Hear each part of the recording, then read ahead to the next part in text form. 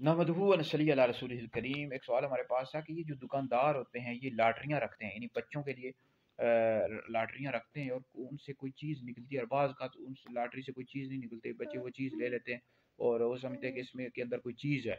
तो लॉटरी का कारोबार कर सकते हैं या नहीं, और क्या इसकी कमाई हलाल है या नहीं? देखिए, इस सवाल से मेरा फतवा मौजूद है, फतवा चला सोशल मीडिया पर, व्हाट्सएप पर, दीगर जगहों पर शेयर कर दूंगा।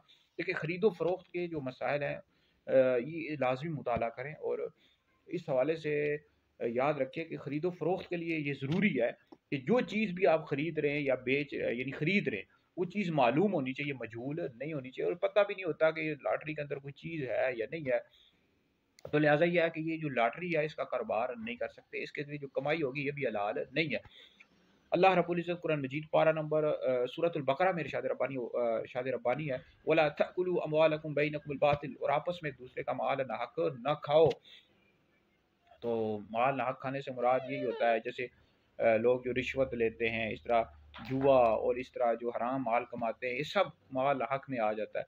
तो आपस में एक दूसरे का माल नाहक ना खाओ, किसी की ज़मीन हड़प कर जाना, किसी के पैसे चोरी कर लेना, लूट लेना, सब माल नाहक में आ जाता है। तो लॉटरी जो है ना, इसके लिए यह है कि खरीदो फरोख्त के मसाइल हैं। आप फतावा शामी जिल्द नंबर 7 का मुताला कर लें, खरीदो फरोख्त के मसाइल आपको पता लग जाएंगे। तो लिहाजा यह है कि पता नहीं होता इसके अंदर कोई चीज़ है या नहीं है। तो लिहाजा चीज़ जब कोई आप खरीद रहे हैं तो पता होना चाहिए कि वो मालूम होनी चाहिए, मजहूल नहीं होनी चाहिए। तो लिहाजा ये लॉटरी का कारोबार नहीं कर सकते और ना ही लॉटरी ये दुकानों पर ये रख सकते हैं। तो इसके ज़रिए कमाई करना भी हलाल नहीं है। तो ये दुकानदार, ये वीडियो आप मेरी अगर सुन रहे हैं तो इन दुकानदारों तक पहुँचा दें।